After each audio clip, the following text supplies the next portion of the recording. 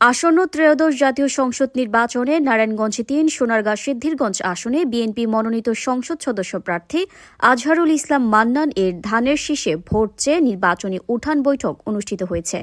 Senior staff reporter Liton বিশ্বাস জানান, শনিবার সন্ধ্যায় নারায়ণগঞ্জের সোনারগাঁ উপজেলার জামপুর ইউনিয়নের মিরেরটেক এলাকায় উঠান বৈঠক অনুষ্ঠিত হয়। এ সময় বিএনপি নেতা আব্দুল সাত্তারের সভাপতিত্বে ও জামপুর ইউনিয়ন যুবদলের নেতা কামরুল এর সঞ্চালনায় প্রধান অতিথি ছিলেন জামপুর ইউনিয়ন বিএনপির সভাপতি আল মুজাহিদ মল্লিক।